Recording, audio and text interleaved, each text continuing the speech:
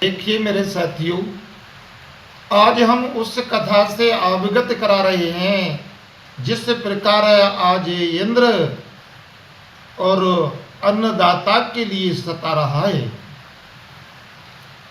ऐसा त्रेता सतयुग में इंद्र ने कई बार किया है। तो हम इस कथा को आगे बढ़ाते हुए कहते हैं कि निरख शैल भर विपिन विभागा भयु रमापत पद अनुरागा। श्री शंकर भगवान पार्वती जी से कहते हैं कि पर्वत नदी और वन विभाग देख कर भगवान के चरणों में अधिक प्रेम उत्पन्न हुआ श्री नारद जी का। और सोमरत हरहे साप गत बांधी और सहज विमल मन लागे समाधि। भगवान को सुमरण कर और सांस की गति बांधी। जो दक्ष प्रजापति का शाप था कि तुम 2 घड़ी से अधिक कहीं नहीं ठहर सकोगे, वह उस समय जाता रहा और सहज ही निर्मल मन से समाधि लगाई। कहीं श्वास गति बांधी ए पाठ है तो उसका अर्थ इस प्रकार है, जानना कि श्वास रोक लिया श्री नारद जी ने और समाधि में लीन हो गए। तो आगे क्या लिखते हैं श्री रामचरितमानस में कि मुनि गति देखे सुरेशी डराना ओ काम ही बोलो दीकीन सनो माना। और मुनि की दशा देखकर इंद्र डरा और कामदेव को बुलाकर आदर से बोला। सो क्या बोला कि सहते सहाय चाहो माम है तू और चलाओ हार से ये जल चर के तू। तो मेरे कारण सेना सहित नारद जी के पास जाओ। और यह सुन कामदेव मन में प्रसन्न होकर चला। श्री इंद्र ने नारद जी की तपस्या भंग करने के लिए कामदेव को भेजा। और आगे क्या लिखते हैं कि सुनासीर मन तित्रासा और चाहत देव ऋषि मम पुरबासा। इंद्र के मन में बड़ा दुख है कि नारद जी मेरी अमरावती का अधिकार चाहते हैं, मेरी इंद्रपुरी चाहते हैं कि जो कामी लोलुप जगमाही वो कोटेले कागेब सब है डराई। अरे जगत में जो कामी और लोभी होते हैं वे कुटिल कौवे की नाई सबसे डरते हैं। इसी प्रकार इंद्र कामी हैं जो गौतम ऋषि की नारी अहिल्या के साथ छल किया था, वही इंद्र है। वही इंद्र आज अन्नदाता के ऊपर छल कर रहा है। सो लगातार बारिश कर रहा है।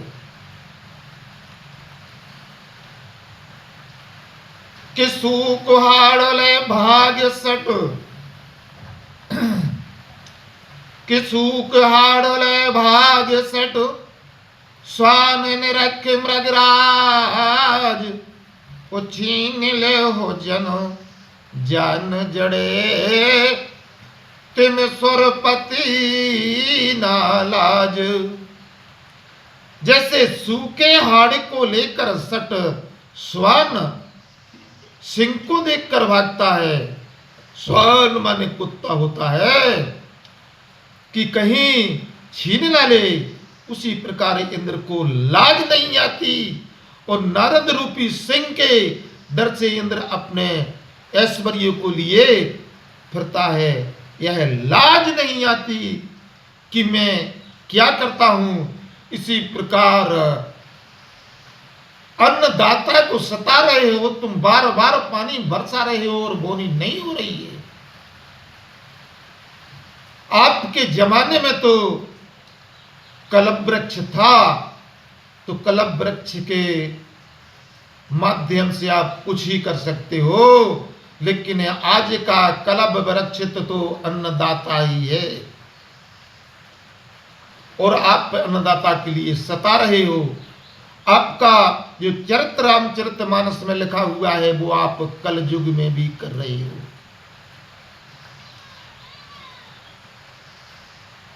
किते आत्मा मदन सब गयो और निज माया बसंत निर्भयो।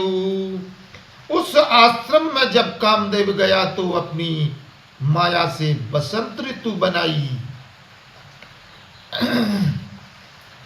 कि कुसुमित विविध बिटप बहुरंगा कुंजय कोकिल गुंजय भृंगा। अनेक प्रकार से बहुत रंग के वृक्ष फूल गए और कोकला शब्द करने लगी और भोरे गुंजारने लगे कि चली स्वामिन त्रिवेदी बिहारी ओ काम कृसान बड़ा बनहारी। अरे कामदेव रूपी ज्वाला वो बढ़ाने वाली शीतल मंद सुगंध वायु चलने लगी कि राम आदिक सुर नार नवीना उस सकल असम सर कला प्रवीणा। ब्रह्मा आदि जो देवताओं को लोक की सब नवीन स्त्री कामदेव की कला में प्रवीण हैं कि करहे गाने बहु हर तन तरंगा ओ बहुविध क्रीडई पानु पतंगा। वे अनेक ही प्रकार की तान तरंग से गान करने लगी और बहुत प्रकार से हाथ ऊंचा कर गेंद उछालती हैं हुई नाचने लगी, जिससे अंग दिखे अथवा पतंग नृत्य करती हैं, हाथों में गेंद उछाल कर क्रीड़ा करती हैं। ये इंद्र ने प्रपंच रचाया था नारद जी के साथ कि देख साय मदन हरो साना और कीनस पुनो प्रपंच वेदनाना। अपनी सहायता देखकर कामदेव अति प्रसन्न हुआ और फिर अनेक प्रपंच किए। हरे काम कला कुछ मुने न व्यापी उन्हें जे भय डरो मनोभस पापी। और सीम की चाप सके को तासु ओ बड़ रखवार रमापत जासु। अरे कामदेव की माया कुछ मुनि को नहीं व्यापी, तब अपने डर से ही कामदेव डरा और उसकी मेड़ कौन दबा सकता है, जिसके बड़े रखवारे रमापति भगवान होते हैं। अरे इंद्र हमारे तो रखवारे मर्यादा पुरुषोत्तम श्री रामचंद्र जी और गोकुल का कन्हैया कृष्ण है। किसान को तुम नहीं मार सकते, किसान को नहीं मार सकते। और ये अन्नदाता है, ये सबकी झोली अन्न से भरता है, सबकी झोली दूध से भरता है। इस अन्नदाता के लिए इतना ना सताइए, क्योंकि आपने जहां जहां छल किया आपका सबको पता है।